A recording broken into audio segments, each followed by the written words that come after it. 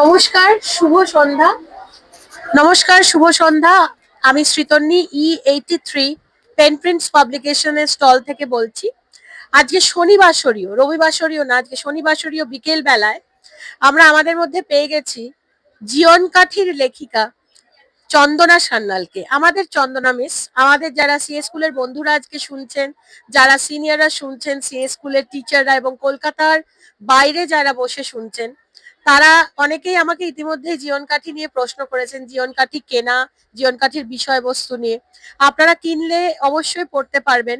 আমি আজকে জীবন কাঠি সম্বন্ধে এবং কলকাতা বইমেলায় যে জীবন কাঠি প্রকাশিত হয়েছে এই বিষয়টি নিয়ে আমি চন্দনা মিসের কাছেই প্রথমে চলে যাব। জীবন কাঠির বিষয়বস্তু এবং আমাদের এই পেন প্রিন্টসের থেকে যখন এই বইটি প্রকাশিত হলো সেই সমস্ত কিছু নিয়ে আজকে আড্ডা হবে। আমি আজকে চন্দনা মিসকে প্রথমেই জানাচ্ছি ধন্যবাদ। মিসের গলা খারাপ সত্ত্বেও মিস আজকে আমাদের টাইম দিয়েছেন এবং আমি মিসকে প্রণাম জানাই। আমার টিচার, আমার মিস যখন আমার হাতে এই ম্যানুস্ক্রিপ্টটি তুলে দিয়েছেন, এর থেকে আনন্দের কথা আর কিছু হতে পারে না। মিস, আপনাকে ধন্যবাদ, আপনি আজকে পেন প্রিন্সের স্টলে এসেছেন, আমাদের সময় দিয়েছেন এবং জীবন কাঠি নিয়ে আমি আপনাকে কিছু বলতে অনুরোধ করছি।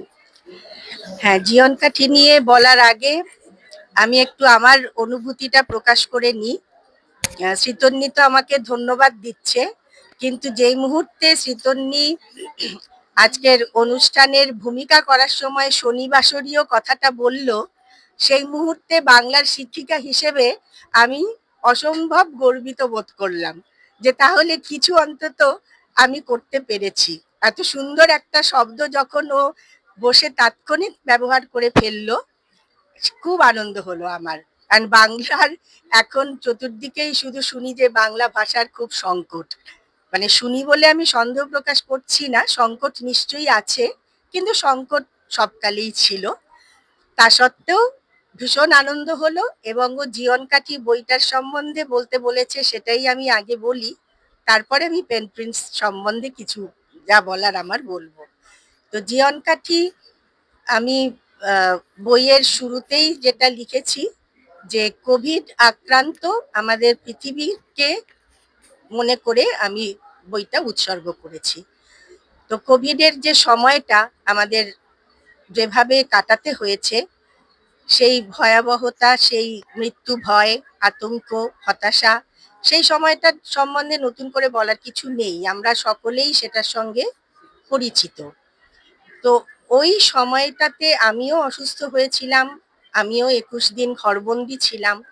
সেই সময়টাতে আমার যে অনুভবগুলো, কখনো মনে হতো যে আর কোনোদিন বোধহয় এই ঘরটা থেকে বেরোতে পারবো না, আবার কখনো ভাবতাম যে না, সবকিছু এইভাবে শেষ হয়ে যেতে পারে না, নিশ্চয়ই আবার সবকিছু ঠিক হবে একদিন। এই যে অনুভূতিগুলোর ভেতর দিয়ে পেরিয়ে এসেছি, সেই সমস্তটা আমার একদিন মনে হলো যে পৃথিবী বা প্রকৃতি যখন আমাকে সুযোগ দিল যে আমি বেঁচে ফিরলাম, আমি এবং আমার সঙ্গে আমার গোটা পৃথিবী কোভিড অতিক্রম করে আবার ঘুরে দাঁড়ালো, তখন আমার বোধহয় আমার এই অভিজ্ঞতাটুকু একটু লিখে রাখা উচিত। যদিও খুবই ব্যক্তিগত অভিজ্ঞতা, তবু আমার মনে হলো যে এটা তো একটা ইতিহাসের অংশ হয়ে থাকলো, সেই হিসেবে এটা একটু লিখি। এটাই জীবন কাঠির মূল বক্তব্য আপাতত। আম, যেরকম আপনি বললেন, জীবন কাঠি আমরা রূপকথাতেও পেয়েছি, গল্পেও পেয়েছি।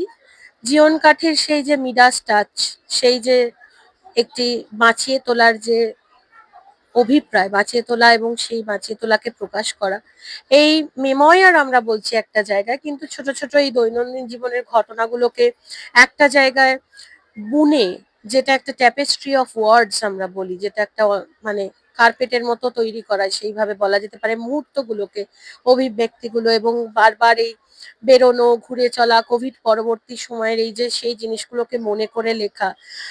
সেই ক্ষেত্রে আমরা কিভাবে আপনার বইটিকে, মানে আমি ক্যাটেগরির দিক থেকে বলছি না, ছোট গল্প, মেমোয়ার এবং স্মৃতি কথার আঙ্গিকে অনেকটাই এই জায়গায় আমরা পাচ্ছি।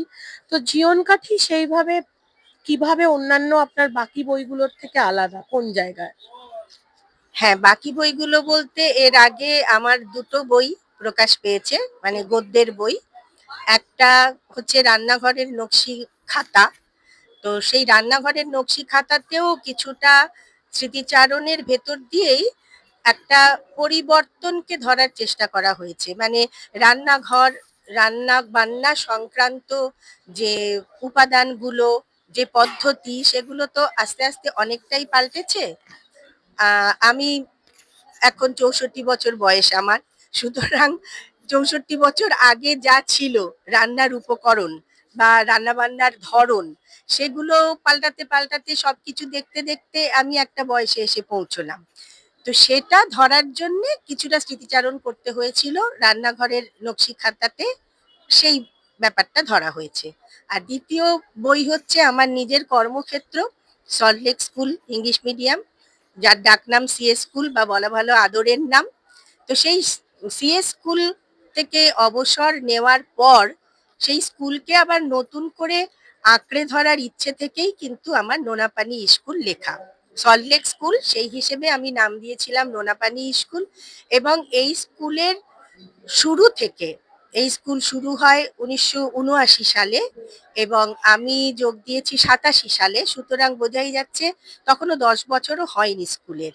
তো স্কুলটাকে তৈরি করাটা ছিল আমাদের কয়েকজন, যারা সেই সময় গুটি কতক শিক্ষক শিক্ষিকা আমরা ছিলাম, প্রধান শিক্ষিকার সঙ্গে, এবং যারা আমাদের কার্যনির্বাহী পরিচালন সমিতির লোকজন।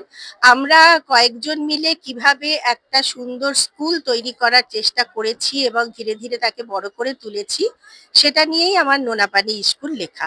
এটা একদম অন্য ধরনের একটা লেখা আমি বলবো। আর জীয়ন কাঠি নামটা যেটা শ্রীতন্নি এক্ষুনি উল্লেখ করলো, যে আমরা রূপকথায় পড়েছি মরণ কাঠি আর জীয়ন কাঠি। জীয়ন কাঠি ছুঁইয়ে মৃত ব্যক্তিকে জীবিত করে তোলার, হ্যাঁ নিশ্চয়ই অলৌকিক, সেটা বাস্তবে হয় না। জীয়ন কাঠি ছুঁইয়ে মৃত ব্যক্তিকে আমরা ফিরে পেতে পারি না। কিন্তু কোভিডের সময়টাতে তো আমাদের সত্যিই মনে হয়েছিল যে পৃথিবী বোধহয় আর বাঁচবে না, পৃথিবী আর বোধহয় আমাদের পুরনো দিন, পুরনো সূর্য ওঠা, পুরনো সূর্য অস্ত, এগুলোকে আর দেখতে পাবে না। কিন্তু আমরা ঘুরে দাঁড়িয়েছি, আমরা ঘুরে দাঁড়ালাম কোভিডকে অতিক্রম করে। অনেককে হারিয়েছি, অনেককেই হারিয়েছি সারা পৃথিবী জুড়ে। তা সত্ত্বেও আমরা আবার কিন্তু নতুন করে বেঁচে উঠেছি। তো আমার বইটার শেষ অংশে আমি সেটাই লিখেছি, যে আমরা নিশ্চয়ই আবার উঠে দাঁড়াবো, আমরা ঘুরে দাঁড়াবো। আমাদের হাতে রয়েছে ভালোবাসার জীয়ন কাঠি। আমরা জীবনকে ভালোবাসি, জীবনকে ভালোবেসে আমরা শেষ দিন পর্যন্ত আশা রেখে যাব, লড়াই চালিয়ে যাব, যে আমরা আবার বেঁচে ফিরবো, আমরা আবার নতুন করে পৃথিবীকে দেখতে পাবো। সেজন্যই আমরা জীয়ন কাঠি, আমার বইয়ের নামও দিয়েছি জীয়ন কাঠি। সেখানে বইটা তো নিশ্চয়ই আমার মনে হয় যে একটু অন্যরকম এই হিসাবে, যে নোনাপানি স্কুল একেবারেই আমার ব্যক্তিগত অভিজ্ঞতা, আর জীয়ন কাঠি আমার একান্ত ব্যক্তিগত অভিজ্ঞতা হলেও আমার মনে হয় যে যারা যারা কোভিডের সময়টা পার করে এসেছেন তাদের সবার অভিজ্ঞতার সাথেই সেটা মিলে যাবে, এটা আলাদা। একদমই তাই। এবং কোভিড পরবর্তী সময়ে যখন আমরা এই বইটা নিয়ে কথা বলছি, আমরা হয়তো এখানে বসে আলোচনা করছি বা কথা বলছি, কোভিড পরবর্তী সময় এটাও আমার কাছে মনে হয় এক ধরনের মিরাকেল। আমরা হয়তো এপার বা ওপারের এই জায়গাটায়, আমাদের কাছে এই যে থেকে আমরা এই জিনিসটা নিয়ে আলোচনা করছি, যেখানে অনেক মানুষ আমাদের মধ্যে আজকে নেই, আমরা হয়তো সেক্ষেত্রে নিজেদের বসে কথা বলাটা বা এই মুহূর্তগুলোকে অবলম্বন করে বেঁচে থাকা, সেটাও হয়তো আমাদের কাছে এক ধরনের পাওয়া। অনেকাংশেই আমার কাছে অন্তত সেটি মনে হয় খুব মিরাকেল। জীয়ন কাঠির দৌলতেই হয়তো আমরা বেঁচে আছি এবং এই বইটি পড়ে ভালোবেসে আরো কয়েকটি মুহূর্ত এইভাবেই হয়তো বেঁচে যাব।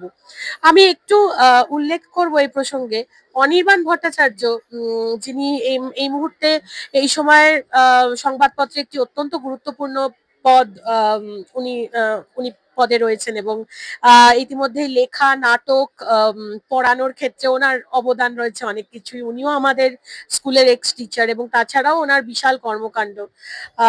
উনি এই বইয়ের ভূমিকাতে লিখেছেন অনির্বাণ বাবু, কঠিন আধার কালেও কি গান হবে? আসন্ন ভাঙনের মুখে এ প্রশ্নের উত্তর দিয়ে গিয়েছিলেন ব্রেক্ট। তাঁর এক কবিতায় বলেছিলেন, yes there will also be singing about the dark Times.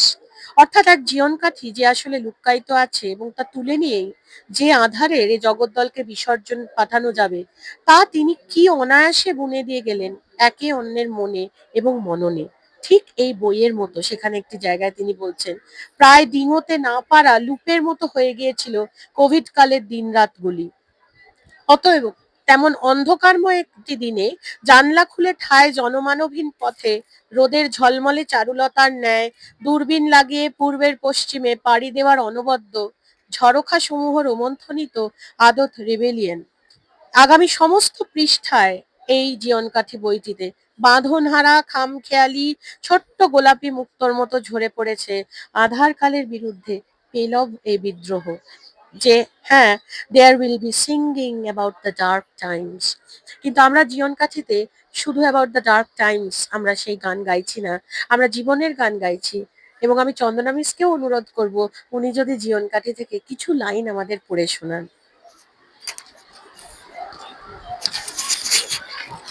হ্যাঁ, আমার মনে হয় যে জীবন কাঠির নামটা যে কারণে আমি দিলাম, সেই অংশটুকু মানে একদম শেষের অংশটুকুই তাহলে আমি পড়ে শোনাই। এর আগের যতটা যা যা আমি লিখেছি, মানে আমার অসুস্থতার সময় কতটা কি উত্থান পতন আমার মনের মধ্যে হচ্ছে এবং আমার শরীরেও কতখানি ক্রমশ ক্রমশ খারাপ হয়ে যাচ্ছে, সেগুলোর বর্ণনার সাথে সাথে শেষ অংশে আমি যে যে সময়টুকুতে আমি জ্ঞান হারিয়ে ঘরের মধ্যে একা একাই পড়েছিলাম বেশ কিছুক্ষণ, এবং আমাকে ফোন করে সাড়া না পেয়ে আমার ছেলে যখন ঘরে ঢুকে এসে আমাকে ওই অবস্থায় দেখে, তারপরে সে যখন আমার জ্ঞান ফিরিয়ে আনে, তখন আমার মনের যে অনুভূতি সেটাই আমি সেটা দিয়েই আমি লেখাটা শেষ করেছি। আমি সেই জায়গাটাই পড়ছি। চোখ ভরা জল নিয়ে ছেলের হাত ধরে আস্তে আস্তে উঠে বসি। মনে মনে ভাবি, আমার যে চিকিৎসা করেছিল যে ছেলেটি, সে আমার এই স্কুলেরই স্টুডেন্ট। সেরা বলেই সে আজ নামি চিকিৎসালয়ে কোভিড ইউনিটের মাথা হয়ে রাত দিন লড়াই করে চলেছে। ওদের লড়াই ব্যর্থ হবে না, কিছুতেই না। হিংসুটে দৈত্যকে হার মানতেই হবে। সে যতই চেষ্টা করুক, আমরা পিছু হটব না। এই ভালোবাসার জীবন কাঠি মুঠোয় নিয়ে লড়ে যাব। এই তো মেয়েটা ভালোবাসার টানে অতিমারির ভয়কে অগ্রাহ্য করে ছেলের পাশে এসে দাঁড়িয়েছে। ওই তো ওদের পিছনে আমার শাশুড়ির বলিরেখা ভরা উদ্বিগ্ন মুখটা ক্ষণিকের জন্য দেখতে পেলাম। উঁকি দিয়ে আমাকে দেখে নিয়ে সরে গেলেন। বোধহয় কাল সারা রাত আমার কথা ভেবে ঘুমননি। মনের চোখে দেখতে পেলাম লাঠিতে ভর দিয়ে বেতো পা টেনে টেনে কুঁজো হয়ে নিজের ঘরের দিকে চলে যাচ্ছেন। এইভাবেই থাকবো আমরা সবাই সবাইকে ঘিরে। এই কমাসে অনেকে হারিয়ে গেছে, অনেক কিছু বদলে গেছে। এখনো যারা টিকে আছি তারাও কাল থাকবো কিনা জানি না। আজ তো আছি, আজকের দিনটাই না হয় ঠিক করে বেঁচে নি। লড়াই যত কঠিনই হোক, পৃথিবী একদিন ফিরবেই তার কোমা থেকে, মিরাকেল ঘটবেই। এই মিরাকেল ঘটার আশা থেকেই আমার বইয়ের নাম জীবন কাঠি। আমরা একদম শেষের দিকে চলে এলাম। সবাই আজকে যারা আমাদের শুনছেন, চন্দনা মিশ্রের একটি কবিতা দিয়েই, আমি পড়ছি না কবিতাটা আপনারা যারা বই কিনছেন এবং বই পড়ছেন, কবিতাটি থেকে একটি লাইন আমার খুব প্রিয়, আমি সেটি তুলে ধরছি। কেন জীবন কাঠি পড়বেন? কারণ জীবন কাঠি আমাদের শোনায় বাঁচার গান পরম আশ্বাসে। আমাদের যেরকম স্কুলে প্রত্যেক পিরিয়ডে এবং বাংলা পিরিয়ডে আমাদের আশ্বস্ত করতো, চন্দনা মিসের কথা, চন্দনা মিসের শেখানো, মিসেস সেই জীবন কাঠি আমাদের বাঁচতে শেখাচ্ছে পরম আশ্বাসে। সেই কারণে শুধু আমরা ছাত্রছাত্রীরাই নয়, অ্যালুমনাইরাই নয়, শিক্ষক শিক্ষিকারা তারা শুধু না, কিন্তু বহু মানুষ এসে এই ৪৯তম কলকাতা বইমেলায় তুলে নিচ্ছেন জীবন কাঠি তাদের নিজেদের জন্য বাঁচার এক নতুন অভিপ্রায়। হয়তো আমরা নতুন করে, হয়তো আবার একটা কোনো পুনরাবিষ্কারের দিক নিজেদের কাছে খুঁজে পাচ্ছি জীবন কাঠি আপনাদের জন্য। এখন শুধু চন্দনা মিসের বা পেন প্রিন্টসের না, এই বই এখন আপনাদের। ধন্যবাদ।